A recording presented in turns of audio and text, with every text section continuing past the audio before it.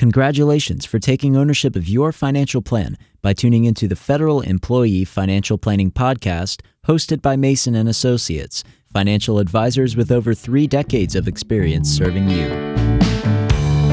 You will rest easy once your plan is done. You will see clearly just how you have won. Gone are the times where you'd hope and pray. It's gonna be a bright, sunshiny day. Welcome to the Federal Employee Financial Planning Podcast, hosted by Michael Mason. I'm a certified financial planner. John Mason, certified financial planner. And Tommy Blackburn, also certified financial planner, certified public accountant. Folks, Mason and Associates have over 3 decades of experience helping federal employees with their financial plans. Guys, I've said this a couple of times. It's a little off script, but I've said it a couple of times in our strategic planning meetings, introducing the Mason and Associates Federal Employee Financial Planning Podcast to folks.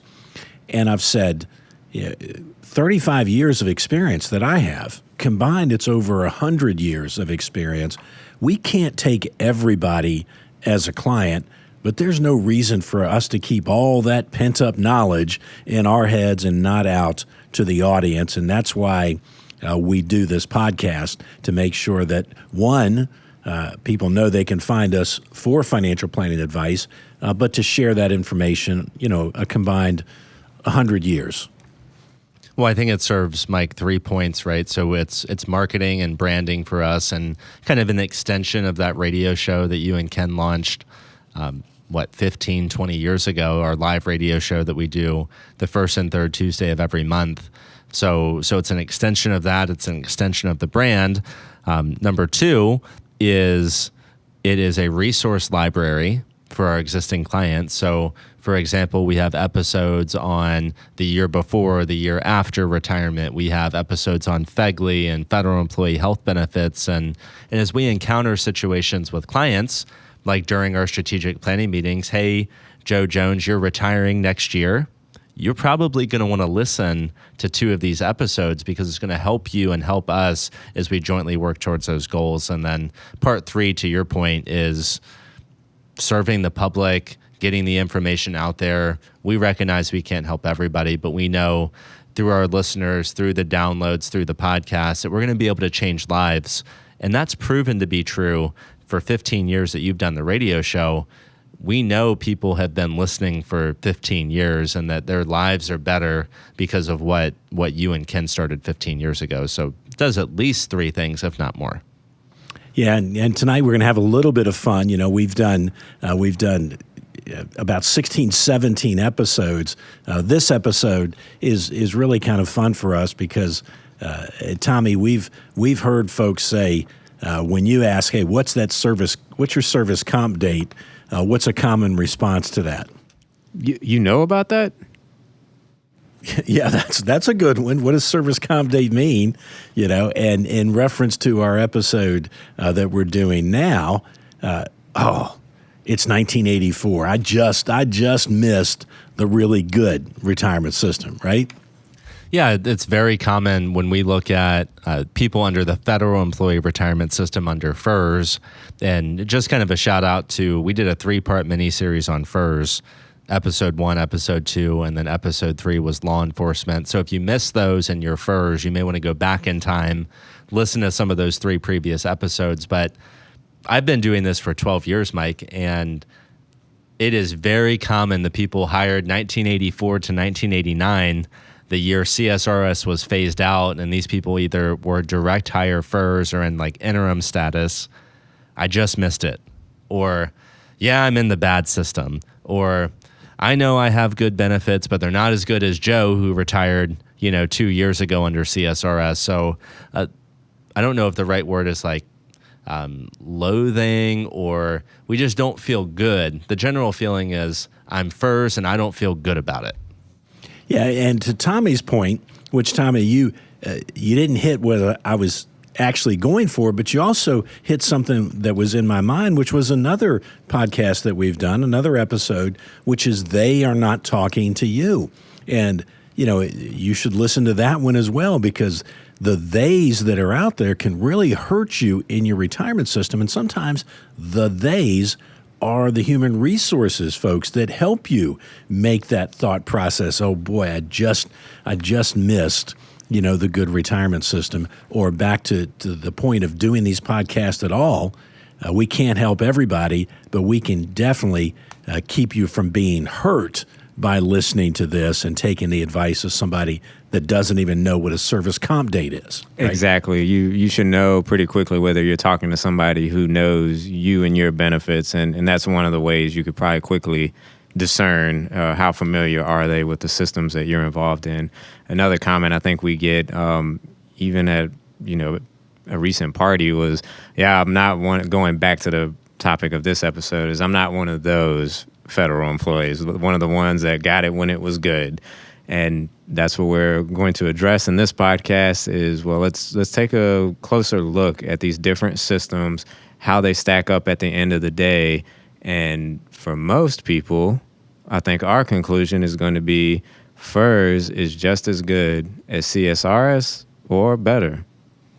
And maybe as we jump into that, Tommy, I know we've heard this before too, is the government offered the ability for CSRS folks to transfer to FERS. And I can think of at least 3 to 5 clients who we have who are under the special handbook that's called FERS transfer folks, those who have CSRS and FERS time.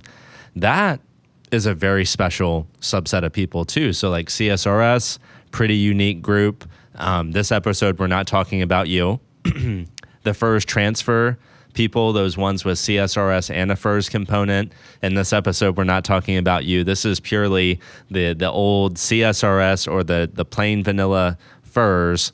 But we know that when the FERS transfer came out, our CSRS folks were like, if the government's offering it to me, it must be a bad deal. I'm not taking it. And I know we all joke internally that the people who mistrust or don't trust the government the most are the folks who work in the government, in our experience. They're the most cynical. And I think, too, when it came out, they were giving these presentations showing the power of what the TSP could be. And I think most people were in complete disbelief that, 5% plus what I put in over a career is going to add up to $1 million. Yeah, right. Yeah, and one other point, John, that you made with the FERS transfers, and CSRS, and one other group, and we're not talking on this episode about CSRS offset either, but it's another subgroup and maybe one of the best, options available. You can't just opt for CSRS offset. You had to have a break in service. So from a high level, and it's good to put it out there already, we believe that FERS is, in the past anyhow, those original FERS employees, especially married, you're probably in a better system as long as you're doing the things you're supposed to do than what CSRS was. So I'm going to give the high-level overview of CSRS. To calculate your retirement benefit, the easy way to calculate it, the hard way was the first 5 years is 1.5% for every year of service, and then the next 5 is 1.75.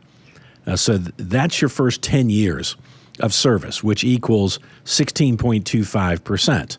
So the first 10 years equals 16.25. And then every year after that, you earn 2% for every year of service. So the average that everyone knows, the number everyone knows, at 30 years of service and CSRS, you get 56.25%. An easy way to say this, guys, is, let's forget those first 10 years and just say, most of your time you're getting 2%, of your high 3. And you're paying 7% of compensation to get that. And then FERS, how does the FERS calculation work? So FERS is going to be 1% for every year of service unless we've gotten to age 62 and 20 years of service. Then we're going to be at a factor of 1.1, so a 10% increase. So for our example, we'll assume a 40-year career And that will put us at that age 62 and that 1.1 factor, which is going to be a 44% income replacement. So, and to be clear, guys, what we like to do on every episode is we're talking numbers, is we try not to talk too many numbers. So for today, again, everybody had a 40-year career. Everybody made $100,000. And as we look at this, CSRS folks, 76% income replacement. FERS, 44% income replacement. In dollars, that equates to $76,000 and $44,000 of pension. So if we stopped right here, CSRS is greater than FERS. CSRS must be better than FERS. But what we haven't talked about yet is Social Security. We haven't talked yet about Thrift Savings Plan. And then we haven't talked about the differences in the cost of living adjustments, or what they really should be called cost of living increases.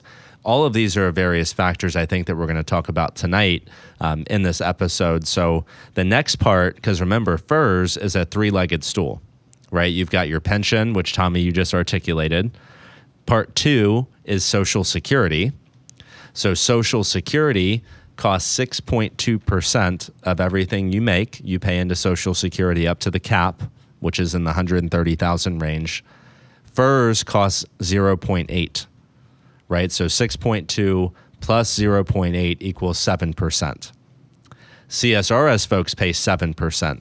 So we need to compare CSRS by itself to FERS and Social Security, because together FERS and Social Security cost 7, whereas CSRS as a standalone is 7. Yeah, and just an interesting point, keeping math simple. Remember we said, let's just assume 2% for CSRS and 1% for FERS.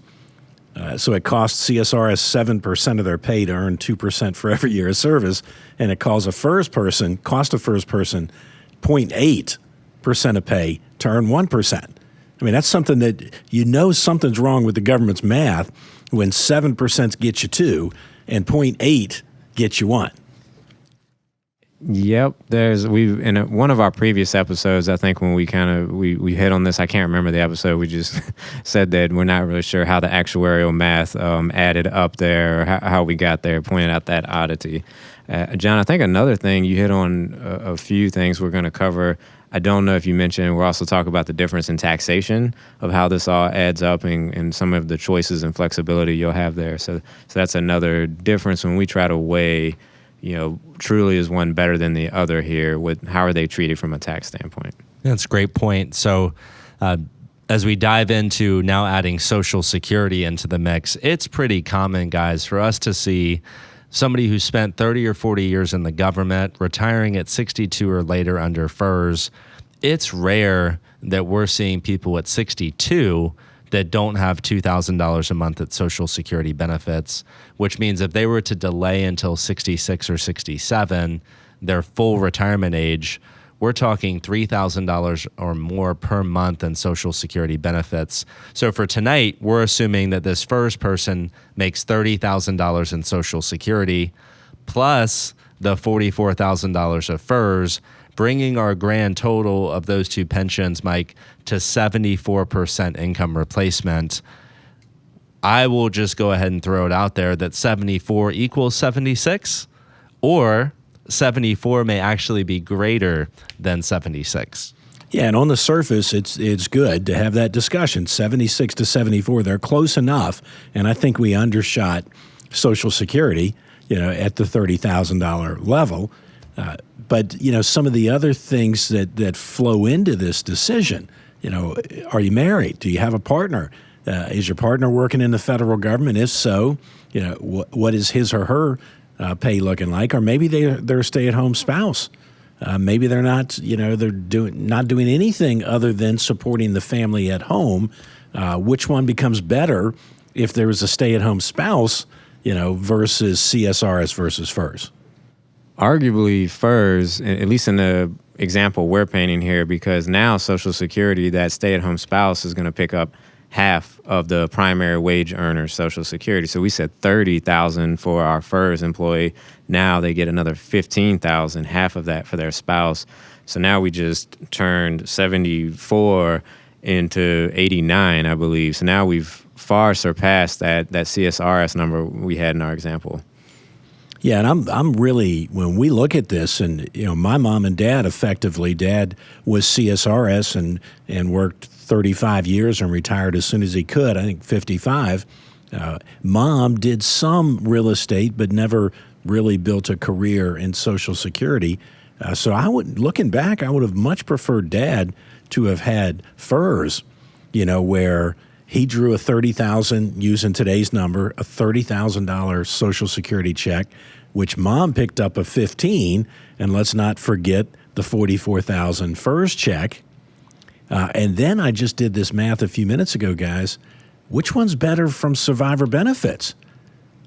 Assuming you took as much survivor benefits as you can take, that $76,000 CSRS person, the max they can take is 55%, and that's a $42,000 benefit. I rounded it up, 41.8, but call it 42. That's the max they can leave their spouse.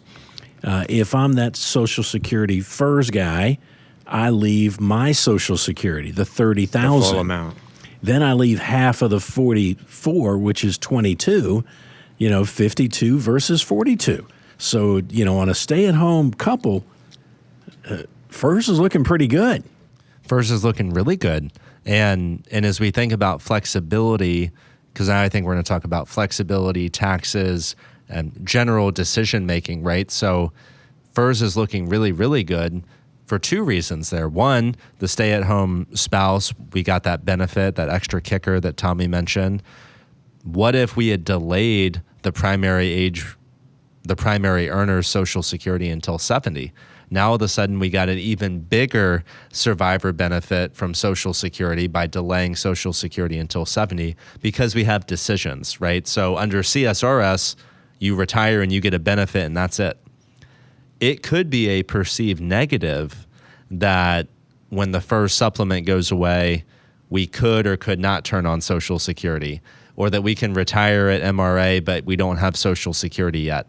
In our mind, it's like, well, that's great. Now we get to choose when we activate it. Now we get to choose when that secondary pension comes in. When does it make the most sense, not only from a retirement income standpoint, not only from a tax standpoint, but from the survivor benefit aspect as well. So FERS is looking really good. The flexibility of determining when and how you activate Social Security, Tommy. And then we also get to talk about part 3 of FERS, which is the thrift savings plan. And while having that be the additional retirement income component, most CSRS folks didn't participate in TSP. And if they did, it was relatively late in their career or maybe a little haphazardly. Mm-hmm.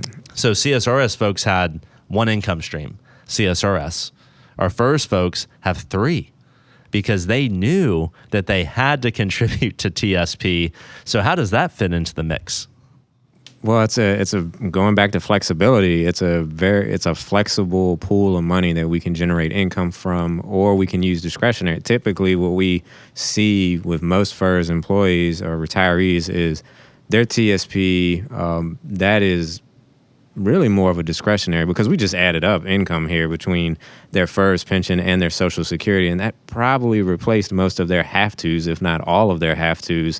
So now they have this pool of money, which it's not uncommon for that to be around $1 million if you've been contributing the 5% plus getting the match for your entire career. So now we have $1 million of liquid money that we get to control when we turn it on, turn it off, when we're going to get taxed on it. We have a ton of flexibility at that point in time. As I look back on this, I've been doing this and helping federal employees since late 1987. It's very important to address, easy for you to hear, TSP. If a CSRS person puts 10% of their pay into TSP, they're saving 10%. If a FERS person puts 10% of their pay into TSP, they're saving 15%.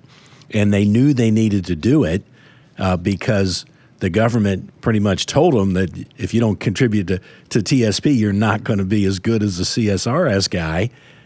And you guys you didn't know it because you weren't here in 87. I don't know if you'll ever remember it, John, but through the 90s, you weren't just allowed to put in the maximum. Through the 90s, if you were TSP, FERS, you could put in 10, and CSRS could only put in 5. So they reeled you in on how much you could put in at that time too. Unbelievable. That's a great point. So many good points from this podcast already, this episode. I just did some quick math, Tommy. When you said the $1 million, which is pretty common, we have a lot of clients where we hear, I want to retire a millionaire. Well, again, here's a takeaway from this episode.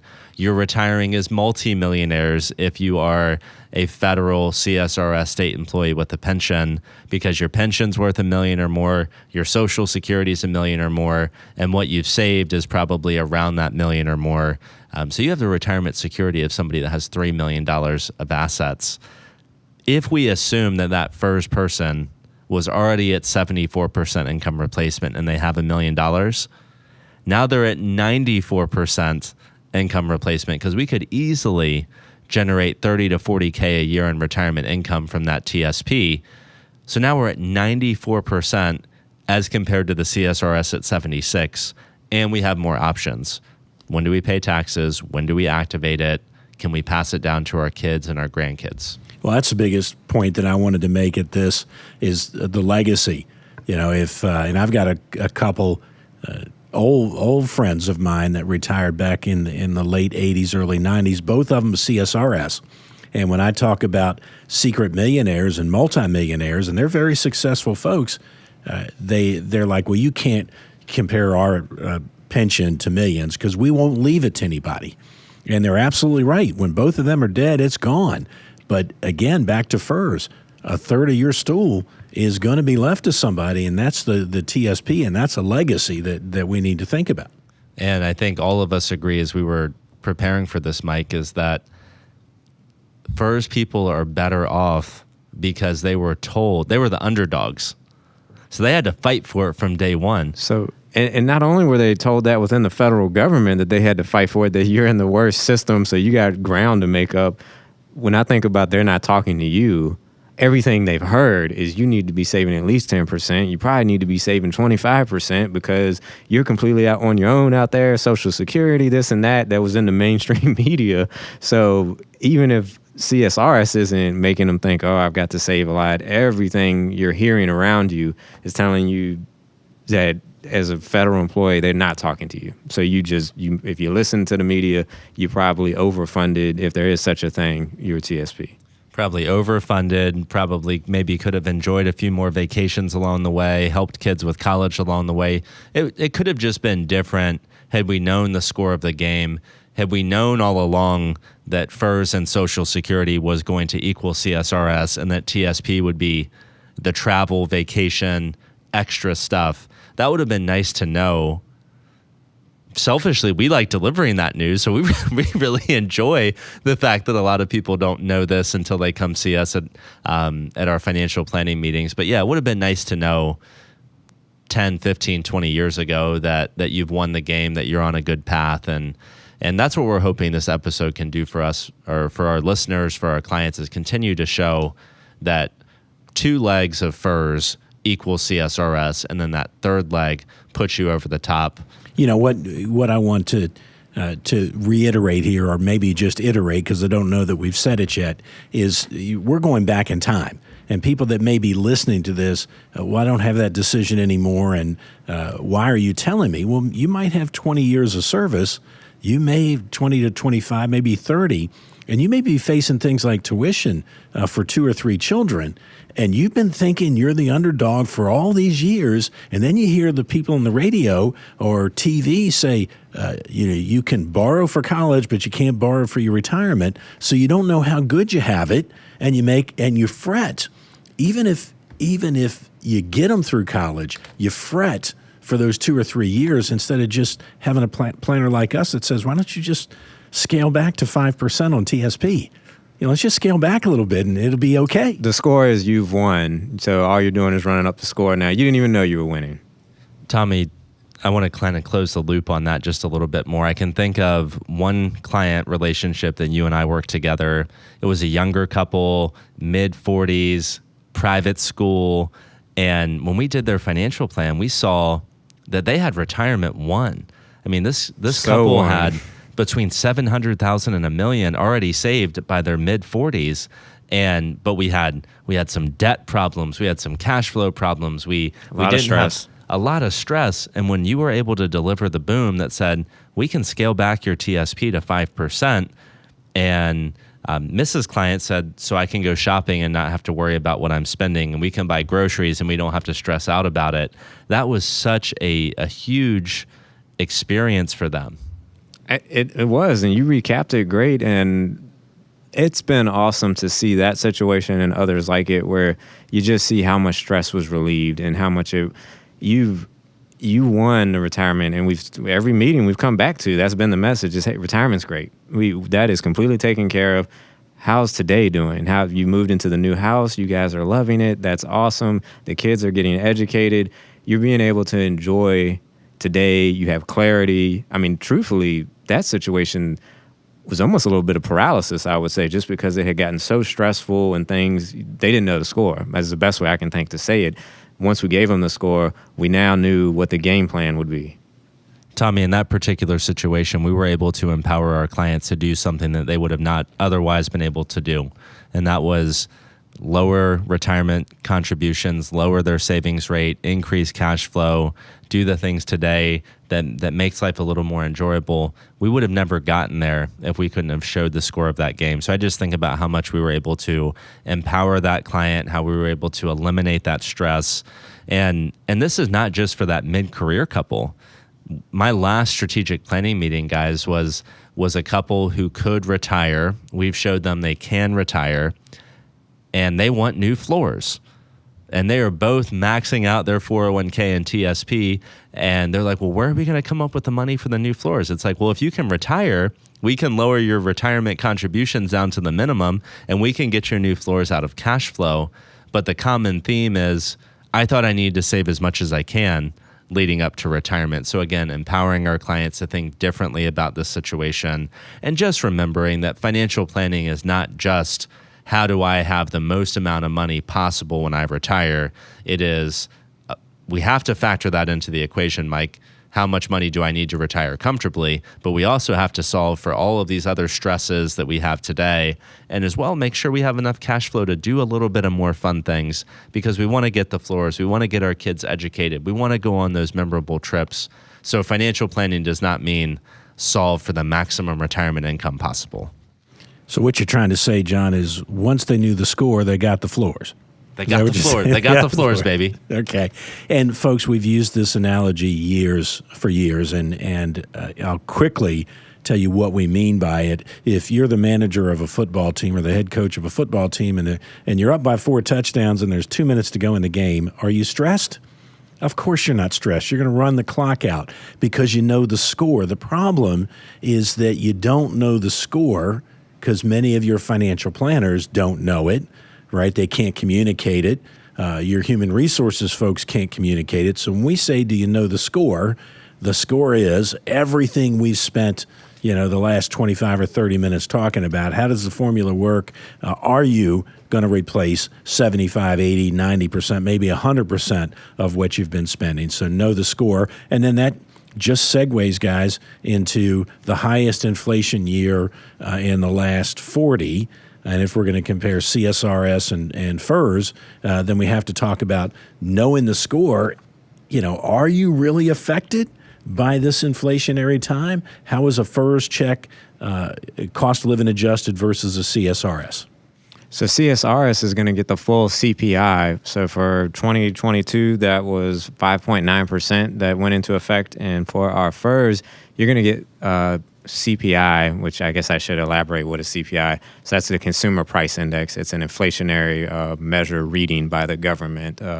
So if inflation is running at 5.9, FERS got 4.9. They got inflation less 1. Social Security got inflation, so 5.9%. So if you're FERS, maybe in that one you're thinking, well, that's and in our opinion, that's still great. You're keeping up with inflation, maybe not 100%, but you may be thinking, well, I missed out. I'm not getting that full inflation that CSRS got.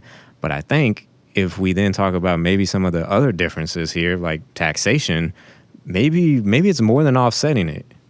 And we compared and contrasted in a previous episode, CSRS versus FERS. So CSRS is going to get that COLA from retirement forever, whereas FERS, you miss out on a COLA from 57 to 62. So that's a little nuance. But then as Tommy, you were hitting those, I wrote down a lot of FERS folks got a 5.4% COLA this year. So if you assumed half of their retirement income was FERS and half was Social Security, they effectively got a 5.4% pay raise compared to CSRS at 5.9. Again, we're really, really close. So let's transition to tax. Yeah, well, that's going to make the difference, right? It's like it's all part of knowing the score. So your Social Security, which is not taxed in Virginia, and John, what is it, 36 states and the District of Columbia that it's not taxed in either, and that got a 5.9% pay raise. So that kept up, same pay raise as CSRS got, but in Virginia, your CSRS check is taxed. So a third of your retirement in Virginia under FERS is not taxed in the state of Virginia, right? All of CSRS is taxed in the state of Virginia, effectively. And even on the federal level, CSRS is going to be mostly taxable. It does have a small portion of it. We typically see around 5%. That's going to change over time, but about 5% of it's tax-free, whereas Social Security, at most, 85% is taxable. So flip that around, another way to say it is at least 15% of your Social Security is tax-free. So when we think about Social Security, 15% tax-free at the federal level, completely tax-free in Virginia and in most states, that's got to get us back to the same or more. It brings us back to an earlier example when we said CSRS is making 76 and we added FERS and Social Security to get us to 74. John said we would argue 74 is at least 76, if not more, when we just account for those tax attributes we went through with Social Security. That's how we get to the more. And guys, as we're getting close to concluding the episode today, I just want to point out, I think we all did as we were preparing for this episode, that we're talking about normal FERS employees, those people hired between 1984 and 2012. 2013 and 14, we started seeing some changes. So FERS, RAE, revised annuity employee, and then FERS, FRAE, further revised annuity employee. These people pay more.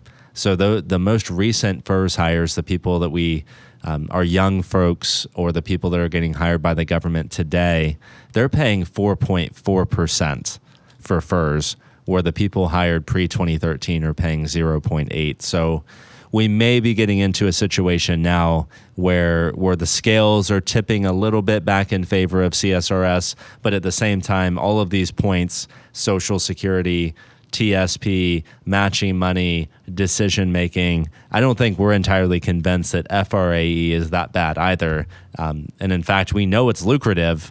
We would just maybe need to think a little bit more if we were to do a direct comparison between that program and CSRS. Oh, there's no doubt. I mean, you don't have a choice at this point to go back and get CSRS or FERS original, right? So at this point, if you could go back and get either one of those, it would be better.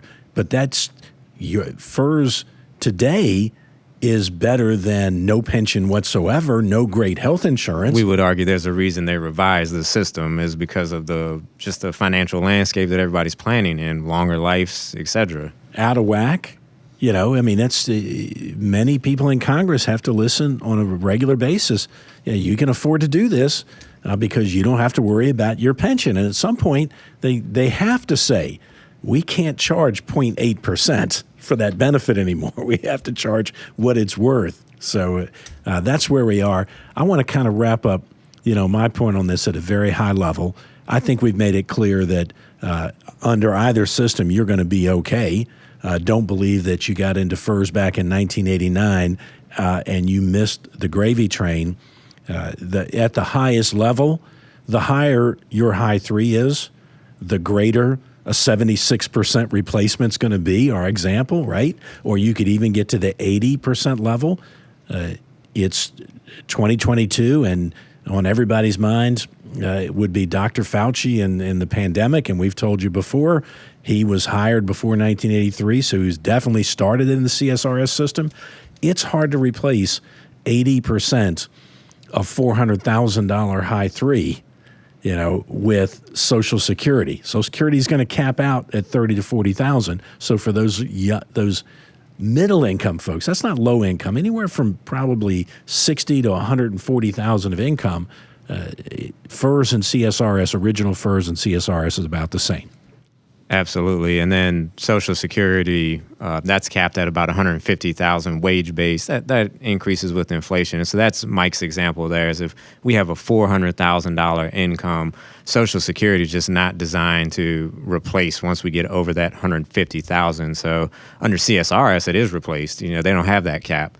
Whereas under Social Security, it's going to be capped out. So you'll have to save more in the TSP or some other avenue to kind of get more income replacement. I think we've hit on a number of great topics today. Is there anything else we wanted to cover on this episode? I think, Tommy, maybe just wrapping up with a few, action items, bullet points from the episode. And if you guys don't have any, the big one I have is it's time for you to know the score of your game. If you are mid-career and you don't know the score of the game, it's time to find it. It's time to know what it is. It's time to embrace your reality and how good your retirement plan is probably going to be. We can do that for you. So Mason & Associates, masonllc.net, 757-223-9898. You can give us a call. We have live people who answer the phone during normal business hours, Monday through Thursday, Eastern Time. You can also request an introductory phone call right on our homepage at masonllc.net. If you don't know the score of your game, we'd love to hear from you. Or you could reach out to folks at like the XY Planning Network. You could Google certified financial planners near me. There's a lot of ways that you can know that score, but it's going to start with making sure you're working with somebody who speaks the language of a federal employee, understanding those lucrative benefits. The average Joe advisor is not going to put that into context. So the takeaway is, let's know the score of your game. Hire us, contact us if you think we'd be a good fit, or at a minimum, find a planner near you who specializes with federal employees. I think that's wonderful, John. That's clearly what I was thinking, was know the score is the biggest action item here. The other one, as we wrap up the show, is please rate us 5 stars and share this with your friends or anyone who you think could use some additional education. We want to help as many federal employees as we can. We can't serve them all. We do look forward to new client relationships we can add, but we do this podcast to try to help as many people as we can. So please rate us 5 stars, share it with your friends, and please let us know future topics or questions that you may have. We've spent a lot of time with Know the Score. When I'm finished here, you're going to hear our song that says you will rest easy once your plan is done. I just want you to put these words in instead of once your plan is done, you will rest easy once your score is known. You will rest easy once your plan is done. You will see clearly just how you have won. The topics discussed on this podcast represent our best understanding of federal benefits and are for informational and educational purposes only and should not be construed as investment, financial planning, or other professional advice. We encourage you to consult with the Office of Personnel Management and one or more professional advisors before taking any action based on the information presented.